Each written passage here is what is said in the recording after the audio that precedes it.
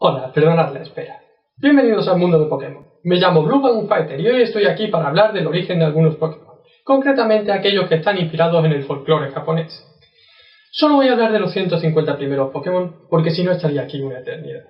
Así que no perdamos más tiempo y empecemos hablando por aquel que es más evidente su origen.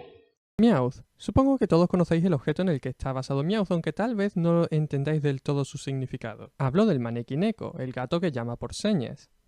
Estas estatuas de gatos suelen colocarse a las entradas de los negocios en Japón para atraer la buena suerte y los clientes. Este amuleto de la buena suerte ha inspirado el diseño de Meowth y su ataque Día de Pago. Por contra, Persian no parece atraer la buena suerte, más bien lo contrario. En su descripción de la Pokédex se nos dice que es un Pokémon cruel que no hace más que traer problemas a su entrenador. Aunque menos evidente que el caso de Meowth, esto también puede ser una referencia a una criatura japonesa, en este caso un Bakeneko, un gato monstruo. En Japón existía la creencia de que si la cola de un gato crecía demasiado, el gato se convertiría en un Bakeneko, un espíritu maligno que no haría más que traer desgracias sobre su dueño. Si este gato alcanzaba una edad aún más avanzada, su cola empezaba a dividirse desde la punta y se convertía en un necómata, un espíritu aún más poderoso. Probablemente esta preocupación por el tamaño de la cola de los gatos fue la que indujo a los japoneses a desarrollar esta distinta raza de gato llamada bobtail japonés, a la que apenas le crece la cola. Pero el ladino Persian enrolla la punta de su cola, de manera que nunca sabemos cómo de larga es y si estamos a salvo o no. Y ahora que hablamos de colas, hablemos de Vulpix y Ninetales, los Pokémon zorro. Estos Pokémon están inspirados en los legendarios Kitsune, los zorros japoneses que son capaces de crear ilusiones y engañar a la gente. De ahí que aprendan movimientos como rayo confuso. Vulpix y Ninetales probablemente son de tipo fuego en referencia al Kitsunebi, un tipo de fuego fatuo que los zorros son capaces de generar. En cuanto al número de colas, tanto los Kitsune como los Vulpix empiezan naciendo con solo una cola. Pero a medida que se van volviendo más longevos van ganando más colas hasta alcanzar el número máximo de 9 colas, igual que Ninetales. Sobre las colas de Ninetales, la Pokédex dice que si alguien toca una de las colas de Ninetales caerá sobre él una maldición. Esto probablemente es una referencia a la leyenda de Tamamo no Mae. Hace mucho tiempo existió una mujer llamada Tamamo no Mae, que era la mujer más hermosa y más sabia de todo Japón. El emperador quedó prendado de Tamamo y la convirtió en su cortesana. Pero al poco tiempo el emperador cayó enfermo y nadie sabía exactamente por qué. Hasta que un anciano sabio descubrió que Tamamo no Mae era en realidad un zorro de 9 colas que estaba embrujando al emperador. El zorro de 9 colas salió huyendo, pero los guerreros del emperador lograron darle alcance y lo mataron. Resentido, el zorro de 9 colas se convirtió en la Seisho Seki, la piedra que mata, y trajo una maldición sobre la montaña en la que se encontraba. Todo aquel que se acercara a la roca que mataba moriría al instante. ¡Yikes! Si no queréis arriesgaros a sufrir la maldición de Ninetales, a lo mejor preferís jugar a la versión roja del Pokémon, donde os podéis encontrar con Growlithe y Arcanine. El origen de estos Pokémon se remonta a los templos budistas de la antigua China.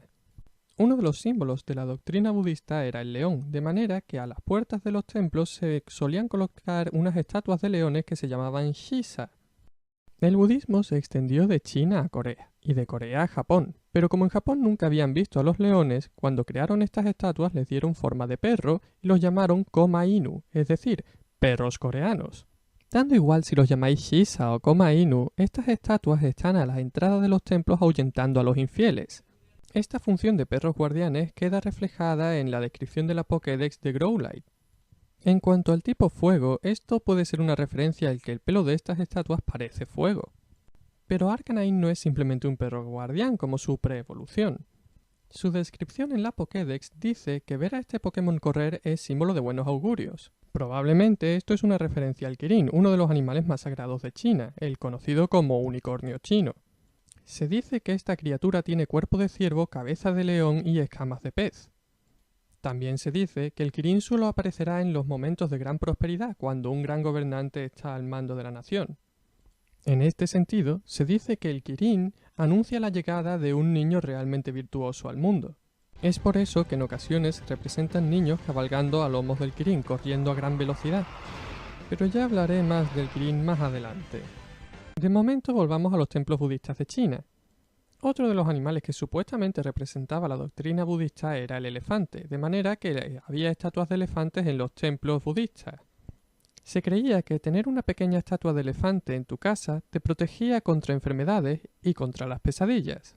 Esta traducción evolucionó y se convirtió en la creencia en un animal llamado baku. Los japoneses creían que los baku eran unos animales que se comían los sueños de la gente, de manera que si te despertabas y no recordabas tu sueño era porque un baku se lo había comido.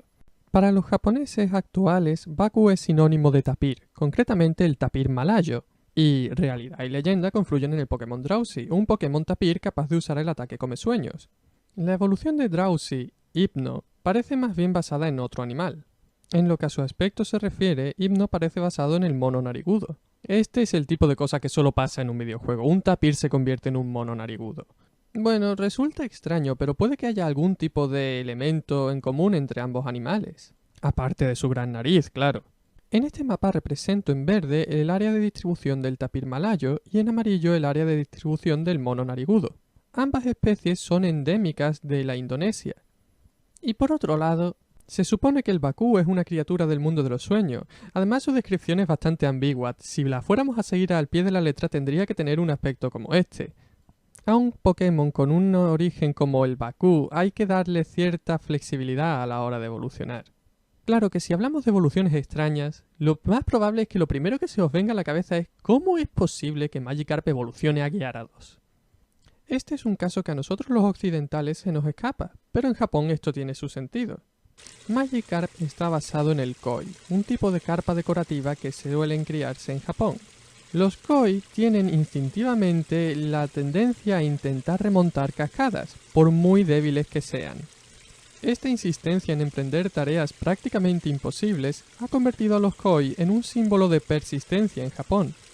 Esta simbología de nuevo tiene su origen en China. En China existe la leyenda de que si una carpa koi remonta la catarata del río Amarillo y salta por encima del arco del dragón, se convierte en un dragón. Y existe la expresión que dice la carpa se ha saltado por encima del arco del dragón, que se le dice a los estudiantes después de haber estudiado mucho y haber pasado los exámenes, o a cualquier otra persona que haya recibido su recompensa después de un arduo esfuerzo. Como toque final al diseño de Gyarados tenemos que tener en cuenta los Koinobori, que son unas banderas en forma de carpa. Estos Koinobori se izan el Día de los Niños en Japón como símbolo de que los niños tienen que esforzarse mucho y crecer.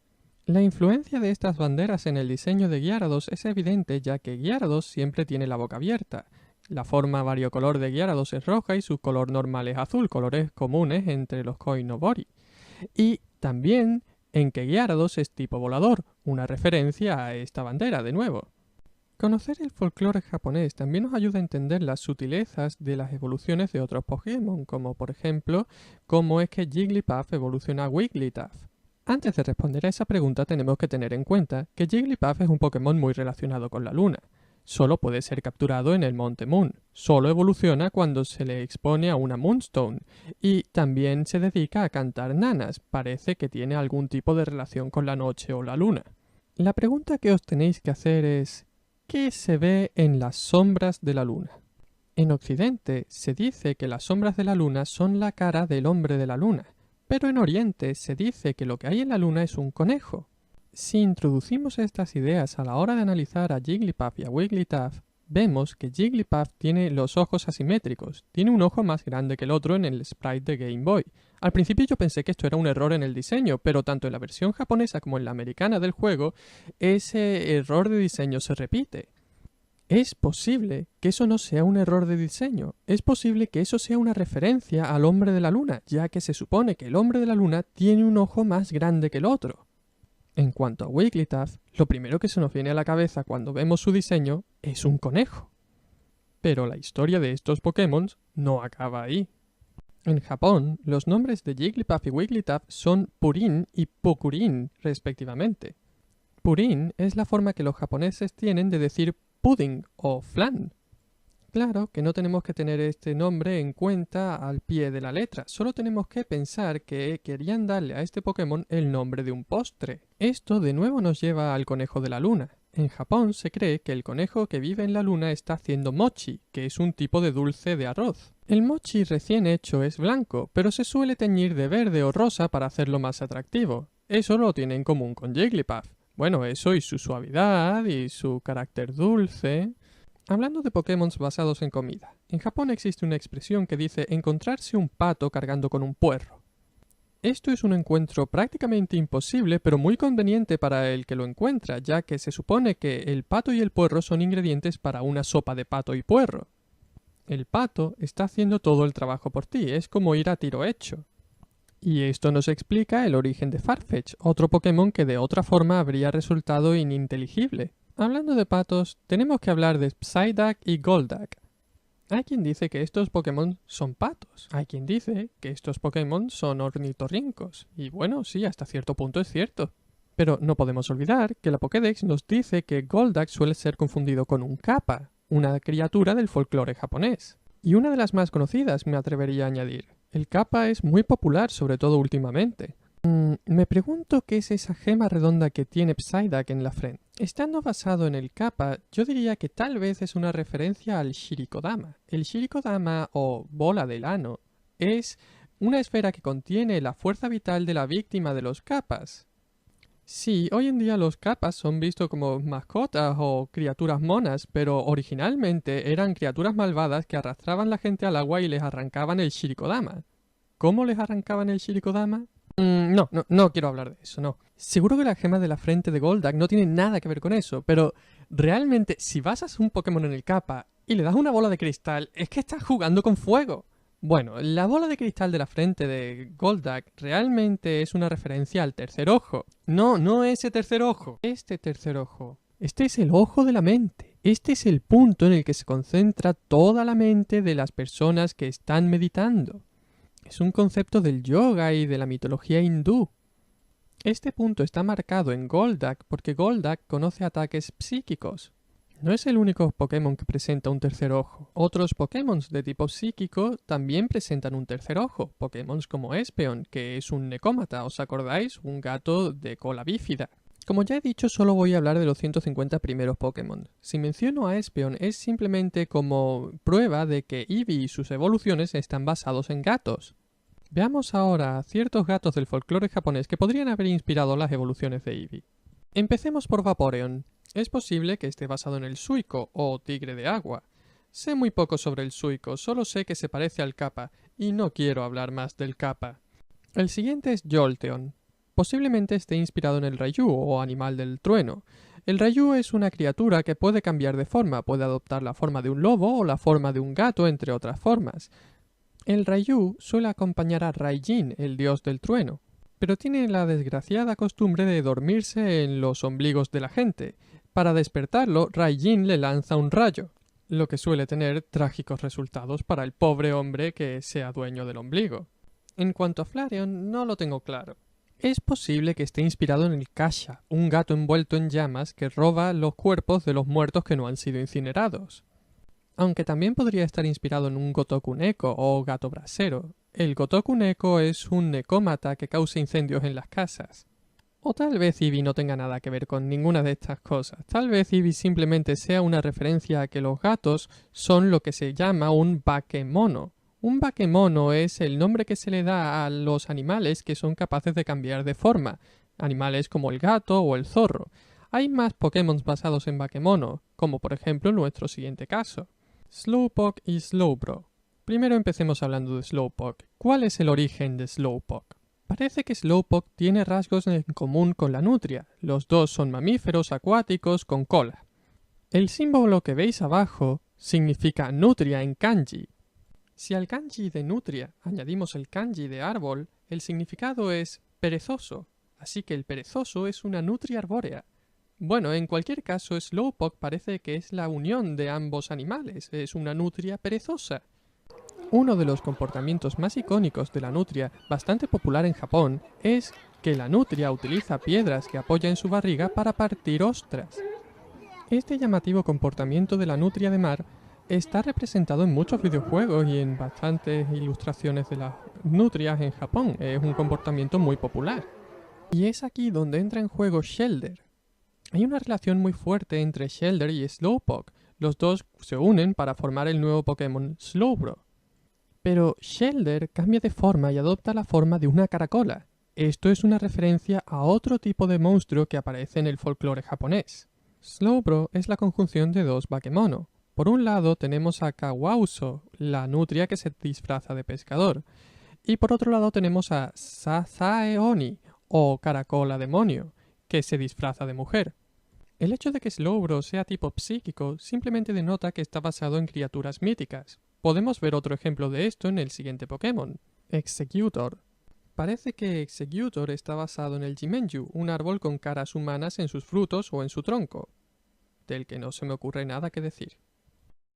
Ahora me gustaría hablar de Jynx, Electabuzz y Magmar. Aunque estos tres Pokémon no forman una familia propiamente dicha, están muy relacionados.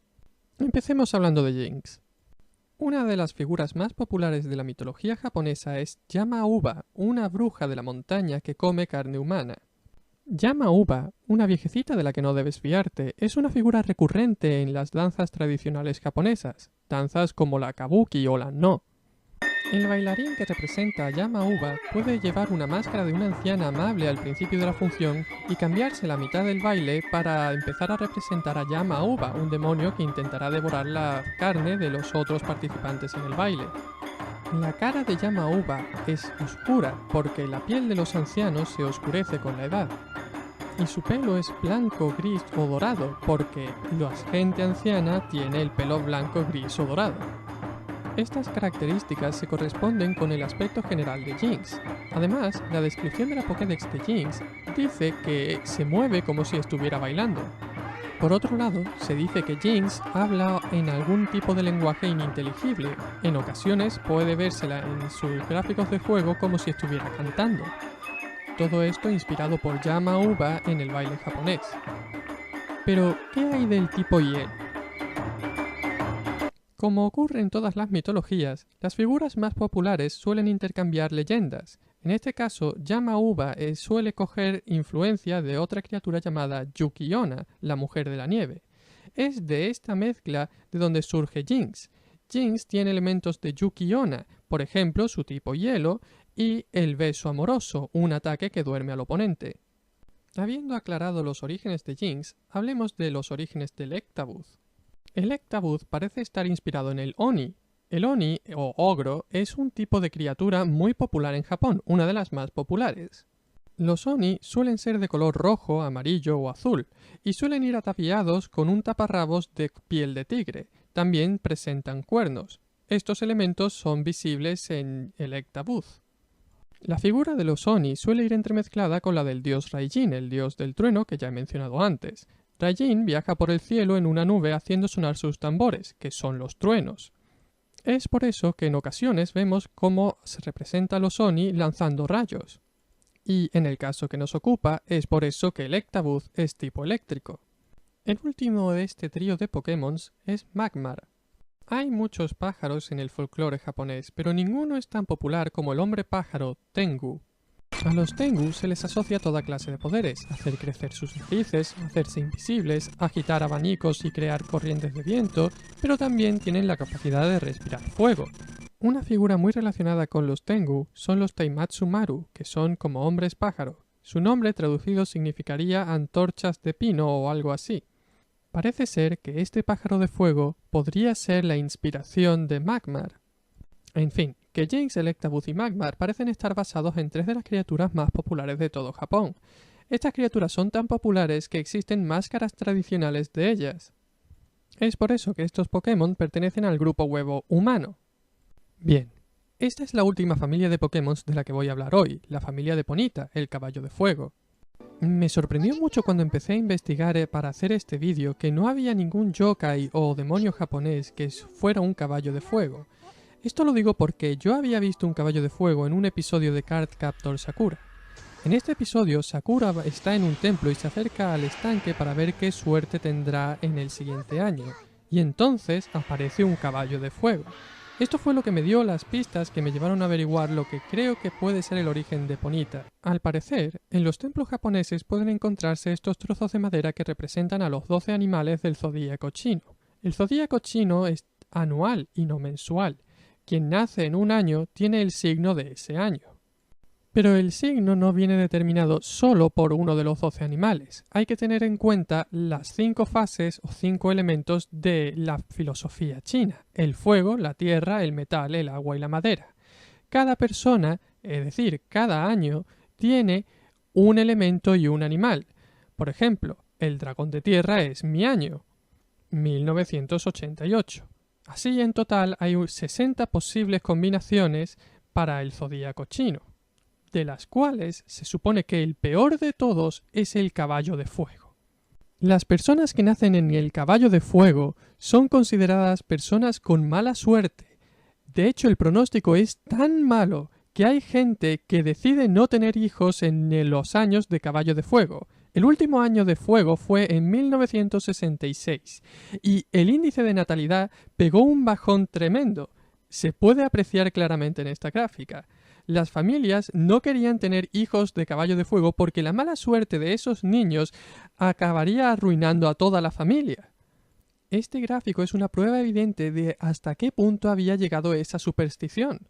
En principio, nadie diría que Ponyta y Rapidash están relacionados con esta superstición, pero en la descripción de la Pokédex de Ponyta se nos dice que Ponyta es muy débil al nacer, que sus piernas no tienen fuerza, que no son capaces de sostenerle y que cae constantemente una y otra vez, pero que por fuerza de voluntad se levanta y sigue practicando cada día para ser más rápido y más fuerte. Es así como un día acaba convirtiéndose en Rapidash, que tiene un cuerno. ¿Y qué quiero decir con que Rapidash tiene un cuerno? Quiero decir que eso hace referencia a otra criatura de la que ya he hablado antes.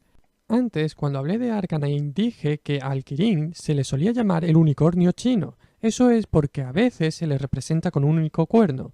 Y como tiene cuerpo de ciervo, a veces es ligeramente modificado su aspecto para que parezca que es un unicornio o un caballo con un cuerno.